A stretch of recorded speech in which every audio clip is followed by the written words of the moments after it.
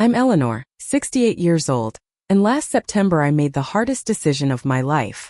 After my daughter Rebecca missed my birthday for a yacht party, then casually demanded renovations to my Nantucket beach house for her wedding, something inside me finally broke. 40 years of putting everyone first, especially a daughter who took it for granted, led to this moment. The beach house keys are now in someone else's hands, and Rebecca isn't speaking to me. Was I wrong? Before I tell you this story, I'd love to know where you're watching from. Please hit like and subscribe, and join me on this journey through heartbreak and healing. James and I bought the Nantucket beach house 13 years ago, just before his sudden heart attack. We'd spent 35 wonderful years together, raising our 2 children and building a life centered around family. James was always the practical one, insisting on life insurance that would leave me comfortable if anything happened to him. "I never want you to worry, Ellie," he'd say. I didn't know how soon I'd need that security. When James died 12 years ago, I was devastated. The beach house became my salvation, a place filled with memories of our last happy summer together. It was a modest 3-bedroom cottage with weathered gray shingles and blue shutters, perched on a small bluff overlooking the Atlantic. Nothing fancy by Nantucket standards, but to me it was paradise. I could sit on the porch swing for hours watching the waves crash against the shore, feeling James' presence in every sunset. My son Matthew understood what the house meant to me. After James died, Matthew would drive up from Boston at least once a month with his wife Abigail and their son Tyler. They'd spend weekends helping me maintain the property, planting hydrangeas along the stone path, repainting the kitchen cabinets, or simply keeping me company on the porch. Matthew inherited his father's considerate nature, always thinking of others before himself. Rebecca was different. Even as a child, she had been strong-willed and independent. James called her his little tornado, beautiful but sometimes destructive in her intensity. After high school, she moved to New York to study fashion design, and the geographic distance seemed to widen the emotional gap between us. Her visits became increasingly rare, usually coinciding with times she needed financial assistance or a favor. When James died, Rebecca flew in for the funeral but left the next day, claiming an important internship interview. I understood, at least I told myself I did. Young people have their own lives to build. But over the years, a pattern emerged that became harder to ignore or excuse. Rebecca would promise to visit for holidays, then cancel last minute. She'd forget birthdays or send belated cards with extravagant promises to make it up to me next time. There was always an excuse: work deadlines, travel opportunities, social obligations that somehow took precedence over family commitments. 3 years ago, Rebecca met Darren, a successful investment banker whose family had old money and older connections. Suddenly, her Instagram was filled with photos from exclusive restaurants, private clubs, and vacation spots I'd only seen in magazines. When she called to announce their engagement, her excitement was palpable. "Mom, we're thinking about a destination wedding," she said, her voice bubbling with enthusiasm. "Something intimate but elegant." A week later she called again. "Mom, I've been thinking. What about having the wedding at your beach house? It would be so meaningful, and Darren's family would love the exclusivity of Nantucket." I hesitated. The beach house was my sanctuary, not a wedding venue. It could comfortably hold maybe 20 people, not the 100 guests Rebecca mentioned. The single bathroom and modest kitchen weren't equipped for large gatherings. But I wanted to make my daughter happy, and perhaps this would bring us closer. "Of course, sweetheart," I said. "We'll make it work." What followed was a year of escalating demands. Rebecca hired a wedding planner who sent me lists of necessary improvements before the property would be wedding ready. The estimates for renovations kept climbing: a deck expansion, landscape overhaul, kitchen modernization. Each time I expressed concern about the cost or disruption, Rebecca would sigh dramatically. "Mom, it's just one day. My wedding day. Don't you want it to be perfect?" I dipped into my savings, telling myself it was worth it to create beautiful memories. Matthew voiced his concerns during one of his visits, watching me review contractor quotes at the kitchen table. "Mom, this is getting out of hand," he said gently. "Does Rebecca understand what she's asking of you? This house is your home, not a blank canvas for her Pinterest board." I defended her as I always did. She's excited about her wedding. It's normal. But even I couldn't ignore how our relationship had become increasingly transactional. Rebecca would call with wedding demands, rarely asking about my life or health. When I mentioned my upcoming birthday, she promised she wouldn't miss it for the world. "I'll be there, Mom. We can discuss the final wedding details then," she said. "Darren might come too." I spent the next week preparing, hoping this gathering would remind Rebecca of the importance of family, of the love that had built and preserved this beach house she now wanted as her wedding backdrop. I'd been planning my birthday gathering for months. Nothing extravagant. Just a simple celebration with the people I cherished most. I sent invitations in July for my September birthday, making sure everyone had plenty of notice. Matthew helped me design digital invitations with a photo of the beach house at sunset, Eleanor's 68th birthday celebration, written in elegant script across the bottom. Rebecca confirmed immediately. "Wouldn't miss it for anything, Mom," she texted. "Darren and I will be there. Can't wait." Her enthusiasm gave me hope. Perhaps the wedding planning was bringing us closer after all. I spent weeks preparing, wanting everything to be perfect. I deep cleaned the house, planted fresh flowers in the garden boxes, and practiced new recipes. Margaret, my best friend since college, offered to help with decorations, bringing coastal-themed balloons and streamers that complemented the beach house aesthetic without looking too childish. "Eleanor, you're putting in too much effort," Margaret said as we hung string lights across the porch. "It's your birthday. You should be relaxing." "I want everything to be special," I admitted. "Rebecca's coming, and we haven't had quality time together in so long." The morning of my birthday dawned bright and clear. One of those perfect September days that make you grateful to be alive. The ocean sparkled under the sunlight, and a gentle breeze carried the salt smell through the open windows. Matthew and his family arrived first, arms laden with gifts and groceries. "Happy birthday, Mom." Matthew embraced me tightly. 7-year-old Tyler handed me a handmade card with a crayon drawing of me standing beside the beach house. Abigail brought a homemade carrot cake, my favorite. "We'll handle the food prep," Abigail insisted, shooing me out of the kitchen. "You just enjoy your day." By noon, the house was filling with friends and family. My sister Catherine drove up from Providence with her husband. 3 former teaching colleagues carpooled from Boston. Margaret arrived with her husband Harold, bringing a beautiful orchid and a photo album filled with memories from our 50 years of friendship. Everyone asked about Rebecca. "She's coming," I assured them, checking my phone repeatedly for messages. "She probably hit traffic from New York."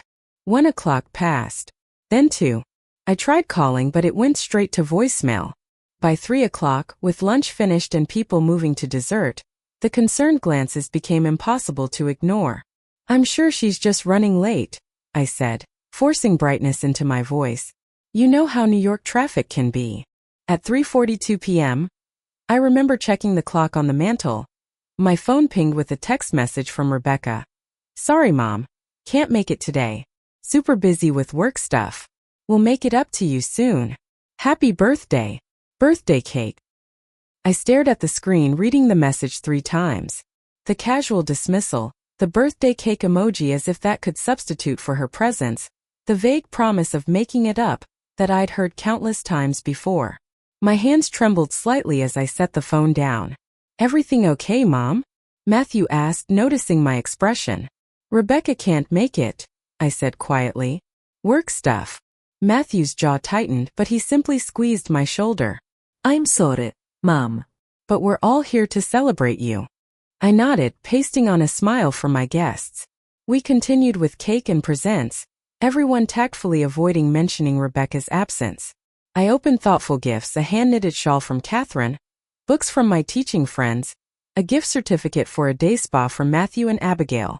I expressed genuine gratitude, determined not to let Rebecca's absence overshadow the love surrounding me. That evening, after everyone had gone except Matthew's family, who were staying overnight, I retreated to the porch with a cup of tea. The September evening had turned cool, and I wrapped myself in Catherine's new shawl. My phone buzzed with birthday wishes from distant friends, but nothing more from Rebecca. "You should get some rest, Mom," Matthew said, joining me on the porch. "It's been a long day." In a minute, I replied, scrolling through social media out of habit. That's when I saw it. Rebecca had posted on Instagram mere hours ago. Not work photos, not emergency situations. She was at a yacht party in the Hamptons, champagne glass in hand, laughing alongside Darren and people I didn't recognize. The caption read, "Sunday fun day with the crew. #blessed #weekend vibes." The timestamp was 2:15 p.m., right when she would have texted me that she was super busy with work stuff. My heart didn't just break, it shattered. The physical pain was so intense I pressed my hand against my chest, certain something was rupturing inside me. Matthew noticed the phone in my hand, glanced at the screen, and his expression darkened. "She lied to you," he said, his voice tight with anger. "Again. She's young," I whispered, the excuse sounding hollow even to my own ears. "She has her own life." "Mom, stop." Matthew knelt beside my chair, taking my hands in his. "This isn't about being young. I'm younger than Rebecca, and I would never treat you this way. This is about basic respect and decency." I couldn't respond, tears streaming silently down my face. The contrast was too stark to ignore. My son, who had driven 3 hours with his family to celebrate with me, versus my daughter who couldn't be bothered to send an honest excuse for missing her own mother's birthday. "I'm going to bed," I finally said, unable to process the hurt in that moment. That night, lying awake in the darkness, I kept seeing Rebecca's social media post. Not just the lie it represented, but the casualness of it. She hadn't even bothered to wait until the next day to post about her real activities. Either she didn't think I'd see it, or worse, she didn't care if I did. As I lay awake that night after my birthday, memories flooded back. A lifetime of excuses and disappointments that I had carefully filed away, making allowances that now seemed foolish in retrospect. 5 years ago, I was diagnosed with stage 2 breast cancer. The diagnosis came just after New Year's, a cruel beginning to what would become a challenging year. Matthew immediately rearranged his work schedule to drive me to chemotherapy appointments. Abigail researched nutrition plans to help maintain my strength during treatment. Even young Tyler, only 2 at the time, seemed to understand something was wrong, bringing me his favorite stuffed bear to make Grammy feel better. Rebecca sent flowers to the hospital after my surgery, beautiful, expensive arrangements with cards signed by her assistant. She called occasionally, always rushing through conversations with promises to visit as soon as things calmed down at work. When I completed my final round of chemotherapy in June, Matthew organized a small celebration at the beach house. Family and friends gathered with pink balloons and a cancer-free banner across the porch. "Rebecca will definitely come to this," I told Margaret as we set up refreshments. "She knows how important it is." The night before the celebration, Rebecca called. "Mom, I'm so sorry, but I can't make it tomorrow. We just landed a huge client, and I need to prepare for Monday's presentation. You understand, right? It's a career-making opportunity." I swallowed my disappointment. "Of course I understand, sweetheart. Your career is important." "Thanks, Mom. You're the best. We'll celebrate next time I visit, promise." That next time didn't come for 8 months, and when it did, the cancer celebration was never mentioned. Last winter brought another incident that should have been a wake-up call. I slipped on ice while collecting mail from my driveway, fracturing my wrist and hitting my head hard enough to cause concern. My neighbor Judith found me and called an ambulance. The hospital kept me overnight for observation due to my age and the head injury. Matthew drove through a snowstorm to reach me, staying at the hospital until I was discharged and then remaining at the beach house for a week to help while my wrist healed. He called Rebecca immediately after I was admitted. She never called back. 3 days later, she texted Matthew, "Sorry, just seeing this now. Is Mom okay?" When Matthew told her I had been hospitalized overnight, her response was, "Good thing it wasn't serious then. No call to me. No visit. Not even flowers this time." These weren't isolated incidents but links in a long chain of broken promises and last-minute cancellations. Christmases where her gift would arrive late with notes explaining she'd been too swamped to mail it on time. Thanksgiving dinners where her empty chair became an expected sight. Family reunions missed because something more exciting came up. Through it all, I made excuses for her. She's establishing her career. New York is far. She's under a lot of pressure. I convinced myself that her behavior was normal for an ambitious young woman in today's world. What I couldn't ignore was my financial support throughout these years of neglect. I had paid for her design school tuition, over $100,000 that significantly reduced my retirement savings. When she struggled to make rent during her first years in New York, I sent monthly contributions.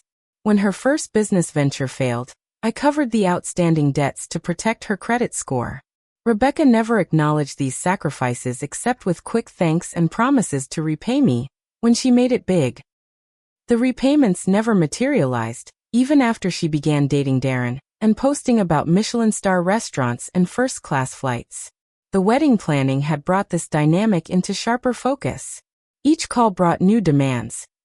Could I pay for additional landscaping to make the property more photogenic? Would I consider converting the sunroom into a bridal suite? Could I replace the outdated furniture before the wedding? The beach house has so much potential, Mom, she'd say. But honestly, it looks a bit shabby now. Darren's parents are used to a certain standard. When I mentioned that some renovations might be beyond my budget, her response was telling. You've been living there alone for years, barely using the space. This is important to me. Can't you prioritize my wedding day? Matthew had grown increasingly frustrated watching these interactions. She acts like you owe her these things, he said during one visit. Like your home is just a venue she's entitled to upgrade according to her vision. She wants her wedding to be special, I defended, though my conviction was weakening. Mom, we all want special moments, but not at the expense of others. Have you noticed she never asks about your needs, your health, your happiness? I had noticed, but acknowledging it felt like failing as a mother. Wasn't maternal love supposed to be unconditional? Wasn't sacrifice part of the job description?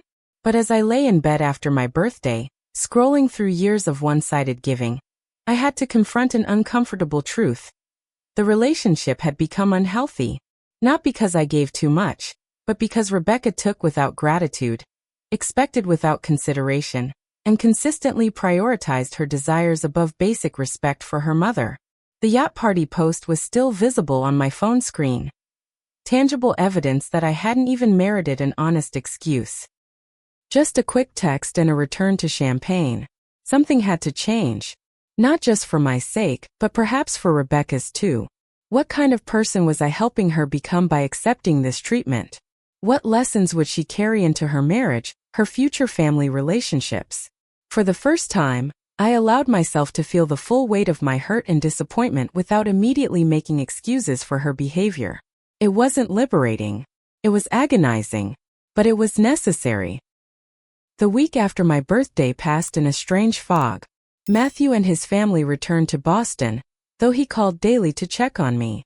I moved through my routines, morning walks on the beach, volunteering at the library, evening reading on the porch, but everything felt mechanical, as if I was merely going through motions. Rebecca didn't call. No apology, no follow-up to her cursory birthday text. Her Instagram continued filling with photos of weekend getaways and fashion events, her life proceeding without a hint of awareness about the pain she'd caused. 10 days after my birthday, my phone rang with Rebecca's name on the screen. My heart jumped. Perhaps she'd realized her mistake and was calling to make amends. Mom, great news. Her voice bubbled with excitement. The wedding planner found the perfect florist for the beach house ceremony. She specializes in coastal-themed arrangements that would look amazing against the ocean backdrop. No mention of my birthday.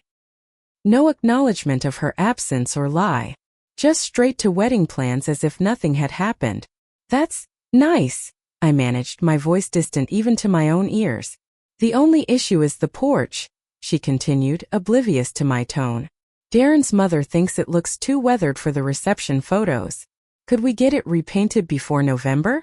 And possibly replace those old wicker chairs with something more elegant? The planner suggests white Chiavari chairs. Something inside me snapped.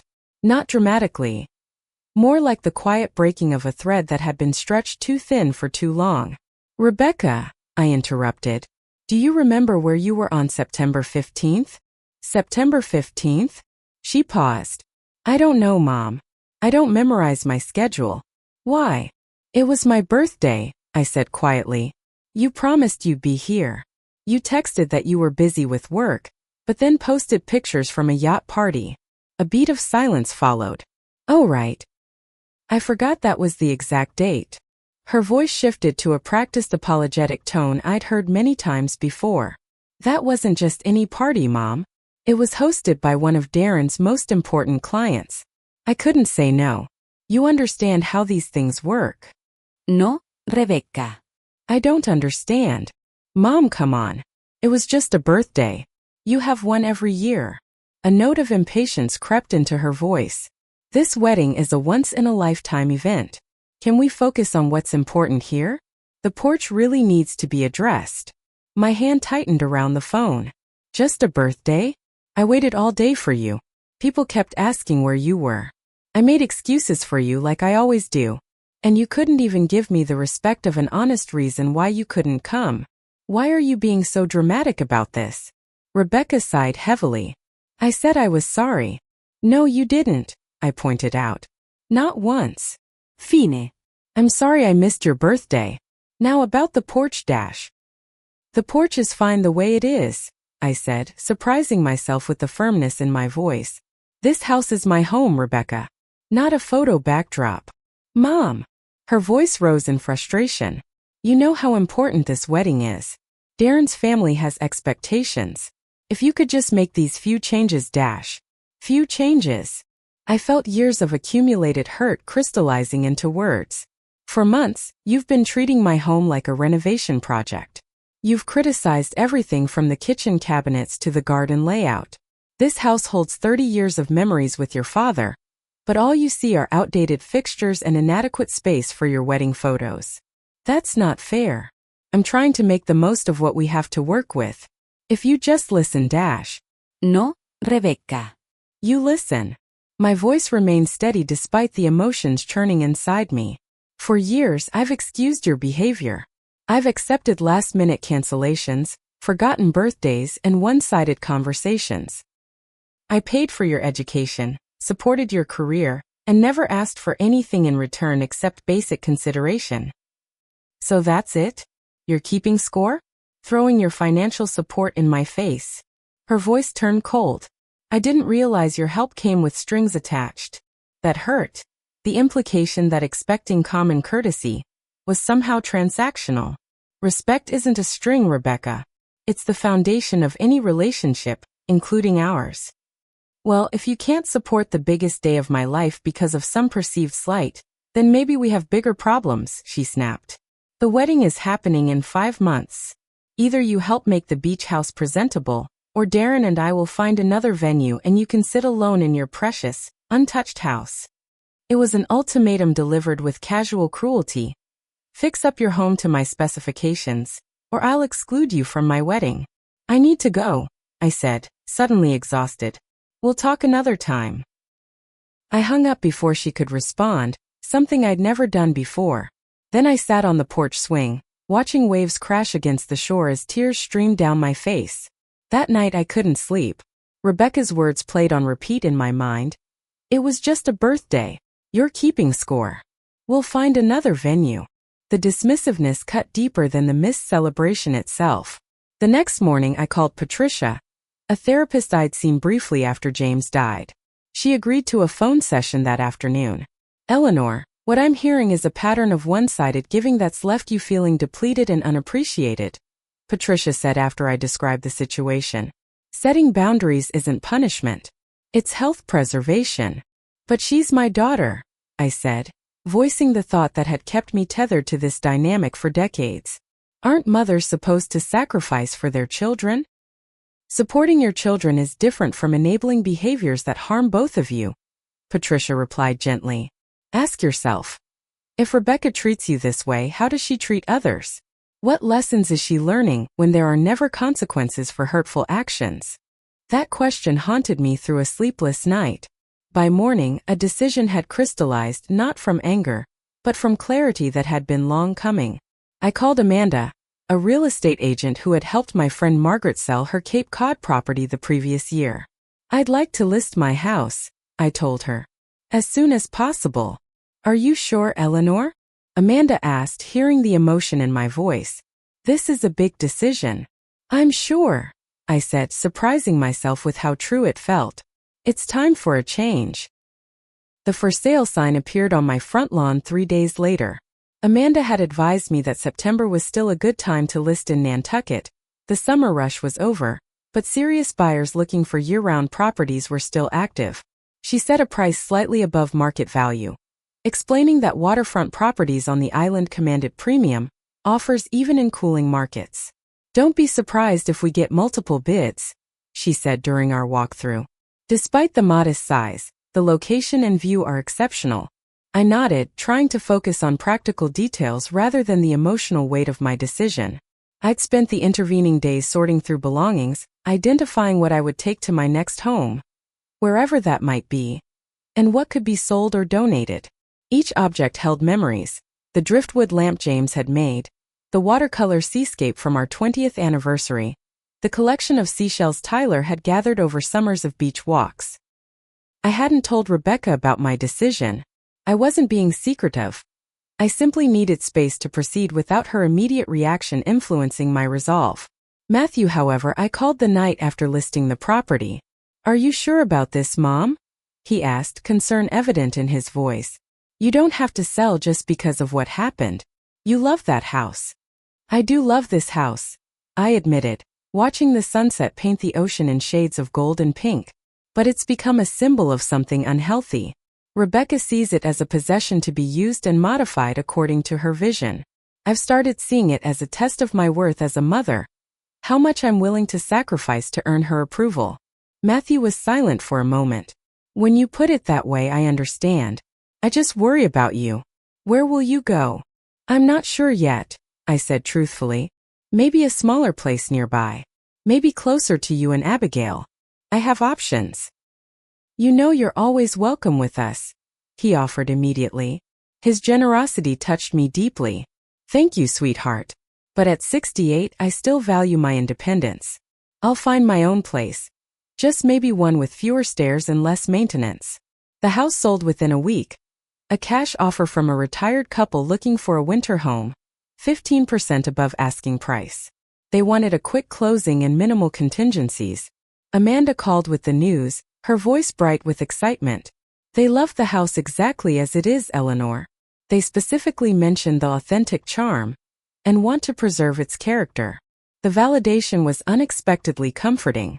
These strangers appreciated what Rebecca had only seen as flaws to be corrected. I signed the acceptance papers the following day. The closing was set for 4 weeks later. Just enough time to pack my belongings and find temporary accommodations while I decided on my next steps. That evening, as I sat sorting through photo albums, my phone rang with Rebecca's number. How could you? Her voice was shaking with anger. Darren's cousin was driving past and saw the sold sign. Were you even going to tell me? I took a deep breath. Yes, Rebecca. I was going to tell you once the details were finalized. You had no right. That house was supposed to be for my wedding. We've been planning for months. What am I supposed to tell Darren? His family? The wedding planner? The house is mine to sell, Rebecca, I said quietly. And I think you know why I made this decision. Because I missed your birthday? Her voice rose incredulously. You're punishing me by ruining my wedding? This is insane, Mom. This isn't about punishment, I explained, struggling to maintain composure. It's about recognizing an unhealthy pattern and choosing to break it. For both our sakes. Don't give me that therapy talk, she snapped. This is spite, plain and simple. You're jealous of my happiness, my relationship with Darren. You've always resented my success. The accusation was so absurd it momentarily left me speechless. When had I ever been anything but supportive of her ambitions? Rebecca, that's simply not true. I've supported your every endeavor, celebrated every achievement. Well, you've ruined everything now, she said, her voice breaking. I hope you're satisfied. Don't expect an invitation to whatever wedding we manage to salvage from this disaster. The line went dead.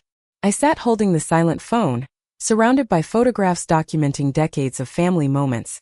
Rebecca's dance recitals, graduations, birthdays I'd never missed despite teaching responsibilities and later, health challenges. The contrast between the mother captured in those images, always present, always celebrating her children's milestones, and the selfish saboteur Rebecca had just described was jarring. The days that followed brought an avalanche of reactions. Rebecca had apparently shared her version of events with extended family members. My sister Catherine called, confused by Rebecca's claim that I had suddenly sold the beach house without warning to deliberately ruin her wedding. "That doesn't sound like you, Ellie," Catherine said cautiously. "What really happened?" I explained the situation. Not just the birthday incident, but the years of one-sided effort and Rebecca's escalating demands regarding the house. "I wish I could say I'm surprised," Catherine sighed. "Rebecca has always had a selective memory when it comes to her own behavior. Remember when she borrowed your car in college and returned it with an empty tank and a dented fender? Somehow that became your fault for having unreasonable expectations about vehicle care."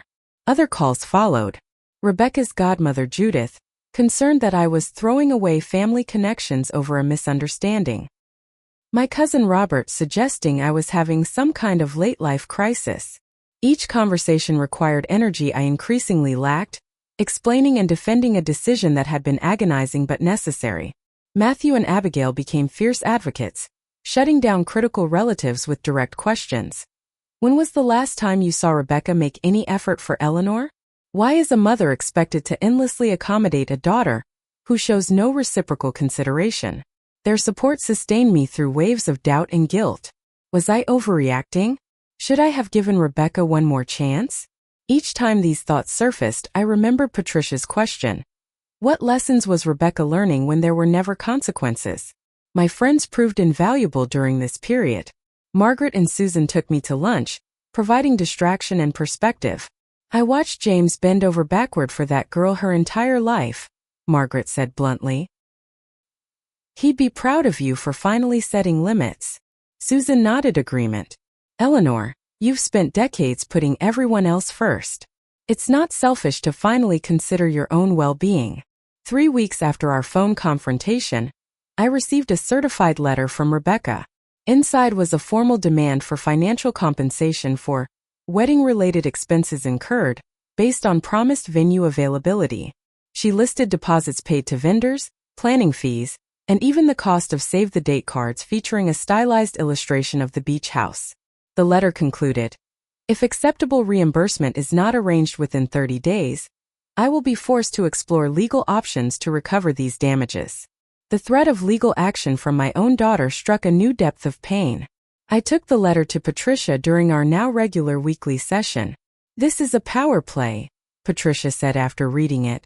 "Rebecca is used to controlling situations through emotional manipulation. When that failed, she's escalating to legal intimidation. How do you want to respond?" I considered the question carefully. "With clarity and compassion," I finally said. "But not with capitulation." That evening, I wrote a reply, not to Rebecca's legal threats, but to my daughter herself. I expressed my enduring love for her, my sadness at our current estrangement, and my hope that someday we might rebuild our relationship on healthier foundations. I acknowledged that my decision had disrupted her wedding plans, but gently reminded her that the house had always been presented as a possibility, not a guarantee. I wished her happiness in her marriage and closed by leaving the door open for reconciliation when she was ready. I made no mention of financial compensation. We both knew her legal threats were empty. She had no contractual claim to my property. But more importantly, continuing that aspect of the conversation would only reinforce the transactional nature of our relationship that I was trying to transcend. Whether she would ever be able to see it that way remained an open question.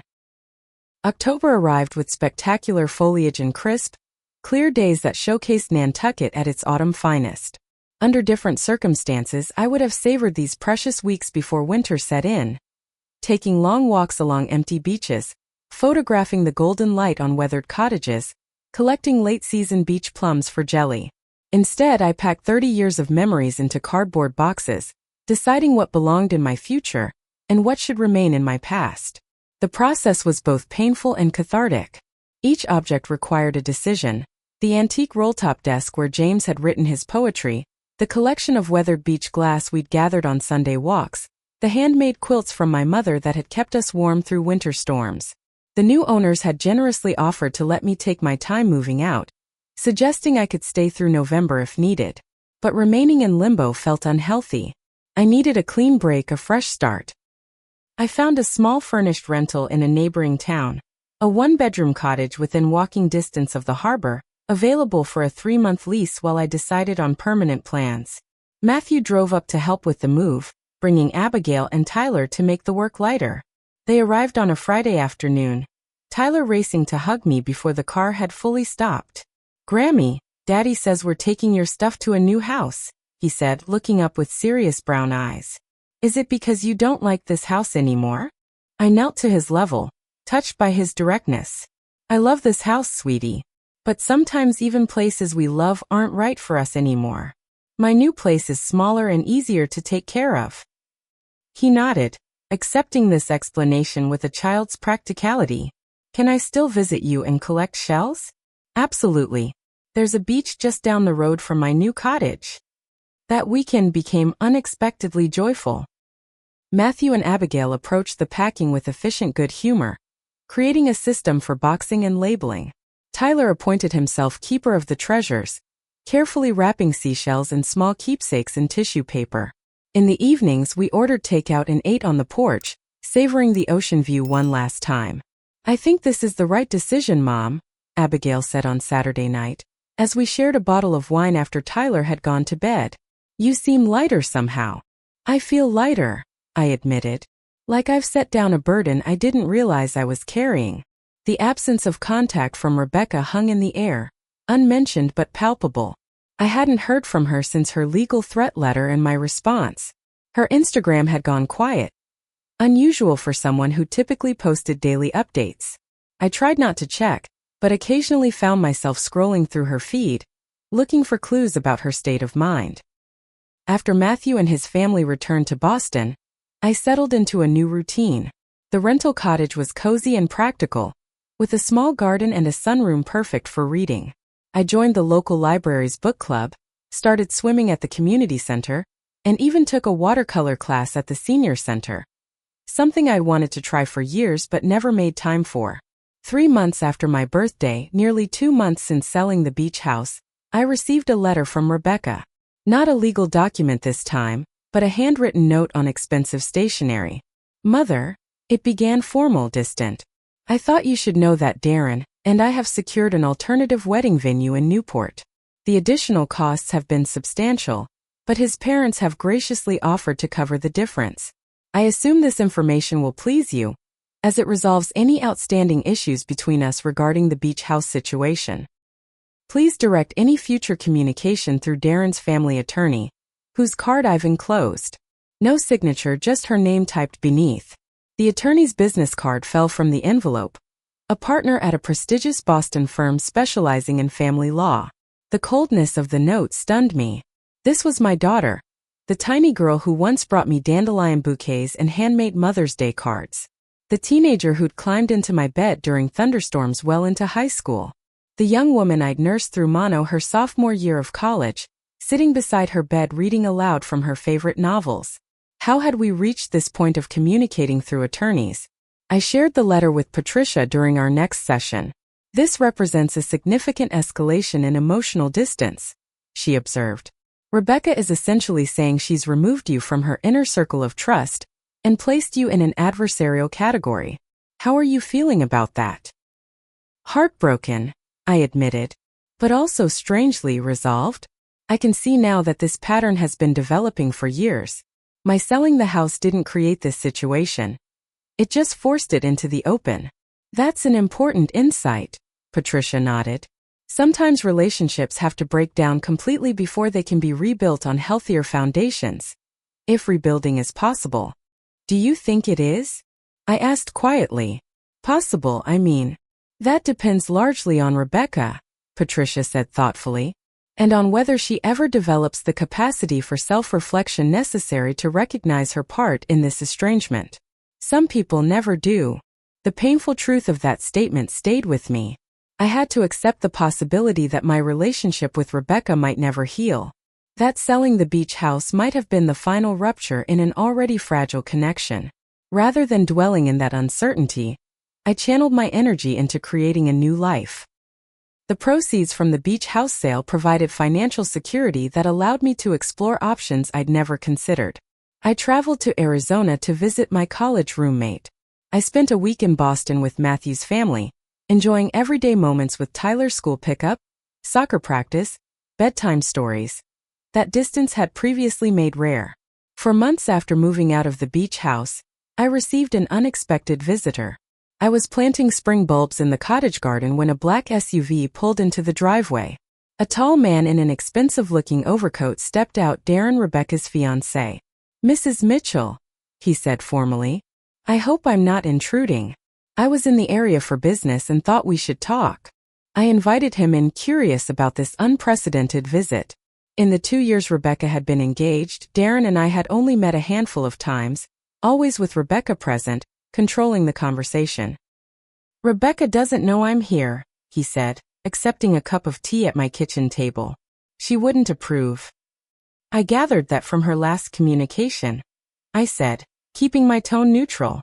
Darren looked uncomfortable. "That's partly why I wanted to speak with you. Things have been tense since the beach house situation.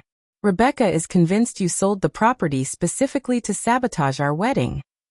"And what do you think?" I asked. He hesitated. "I think there's more to the story than Rebecca has shared. She can be selective about details that don't support her perspective." The diplomatic understatement almost made me smile. "That's a fair assessment. Mrs. Mitchell, I care about Rebecca deeply, but I've noticed a pattern in how she handles relationships. Not just with you, but with friends, colleagues, even my family. There's always someone who's allegedly wronged her, always a justification for cutting people off when they don't meet her expectations." I nodded, surprised by his insight.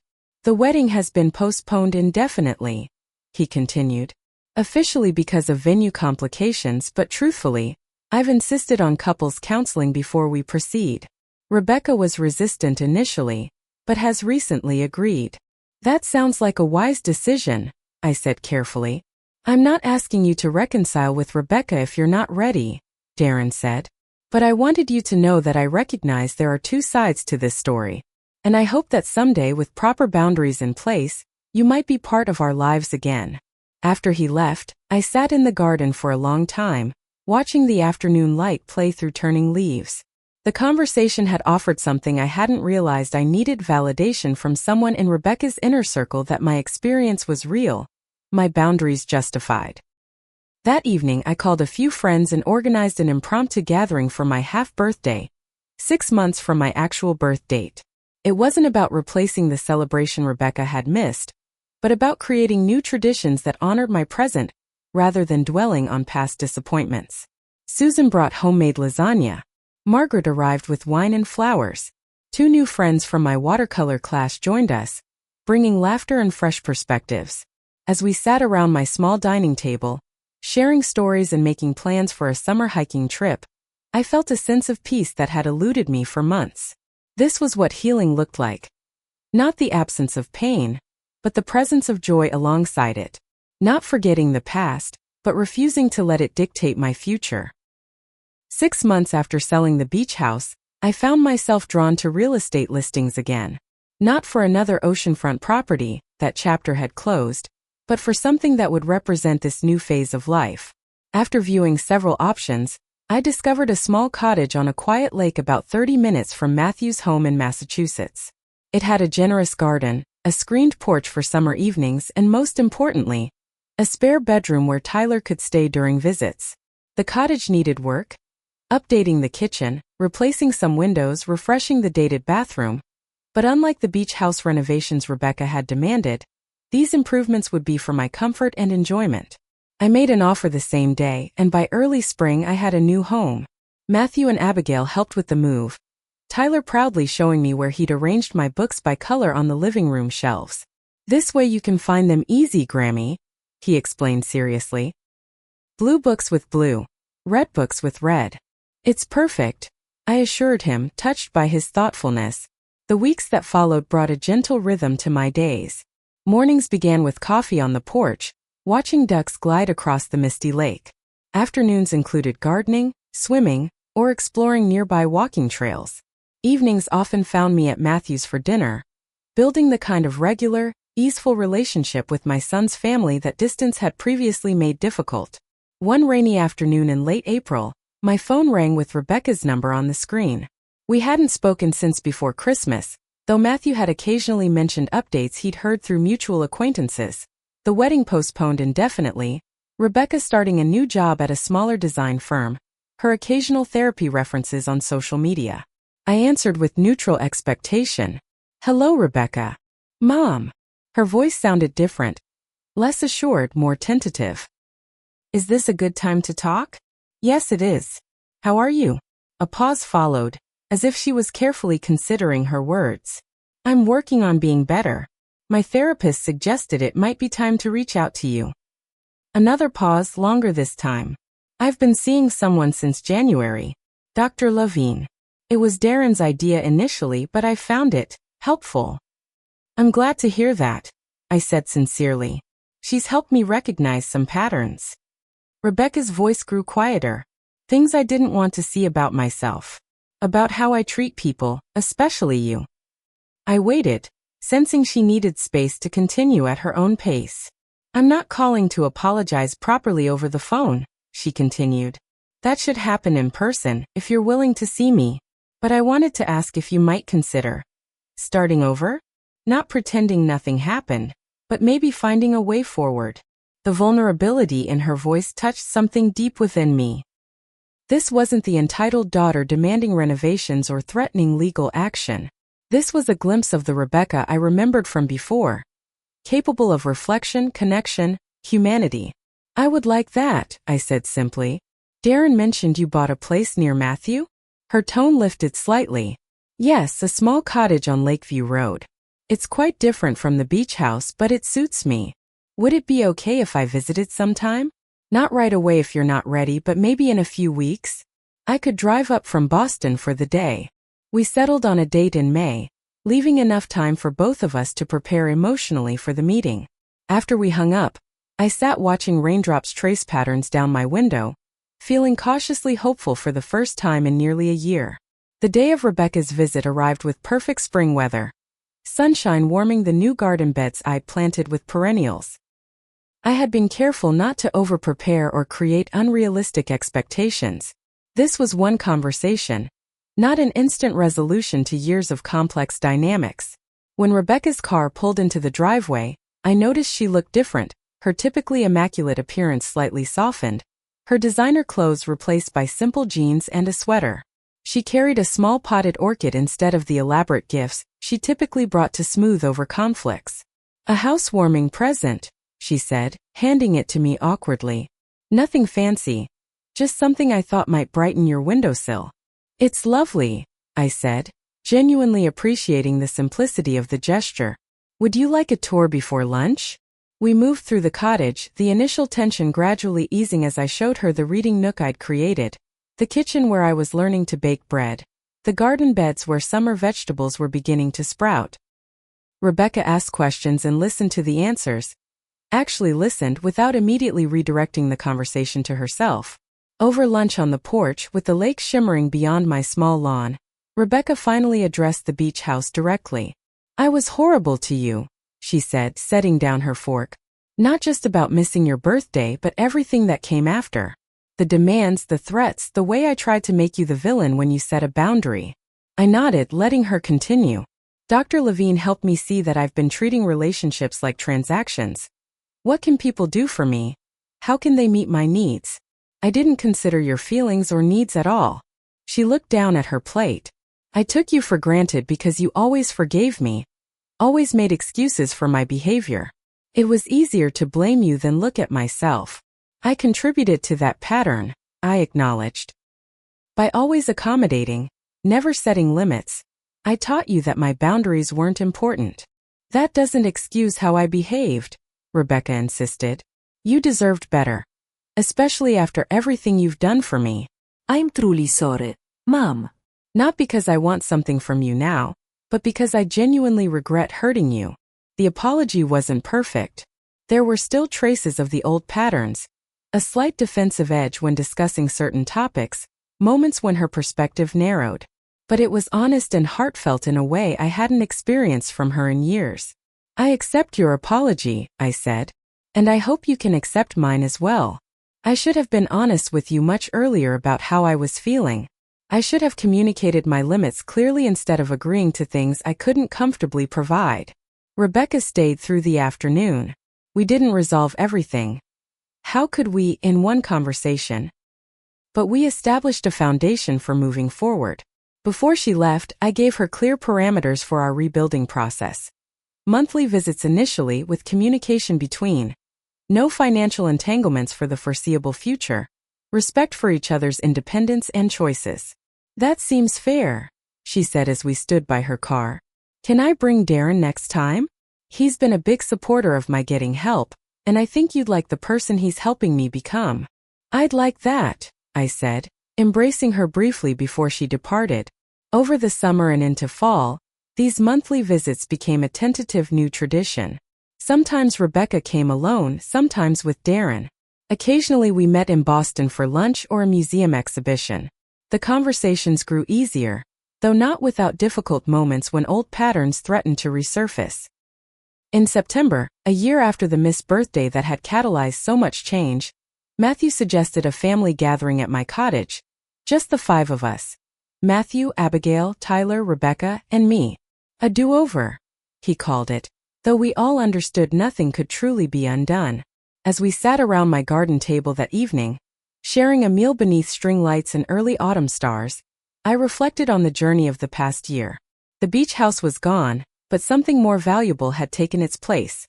Not just a new home, but a new understanding of what family could be when built on mutual respect rather than obligation. Rebecca and I would continue to navigate our evolving relationship, likely with missteps along the way. The damage of years couldn't be erased in months. But watching her laugh with Matthew, help Tyler identify constellations, and offer to clear dishes without being asked, I glimpsed the possibility of something healthier growing from the painful but necessary rupture. The most profound lesson wasn't about property or weddings or even family dynamics. It was about the quiet courage required to value yourself enough to walk away from relationships that diminish rather than nourish, even perhaps especially when those relationships are with people you deeply love. Sometimes the most loving choice isn't accommodation but accountability. Sometimes healing begins with letting go. As the evening wound down, Tyler climbed into my lap, sleepy but determined to share one last thought. "Grammy, I like your new house better than the beach one," he declared. "It's got you in it more." Out of the mouths of children comes wisdom adults struggle years to articulate. A house is just a structure of wood and stone. A home is where you can fully inhabit your true self, surrounded by relationships that honor rather than deplete your spirit. Have you ever had to make a difficult decision to preserve your self-respect in a relationship? What boundaries have you learned to set with loved ones? I'd love to hear your experiences in the comments below. And if this story resonated with you, please like, subscribe, and share it with someone who might need permission to prioritize their own well-being. Thank you for joining me on this journey. May your own path be filled with relationships that celebrate rather than diminish your worth.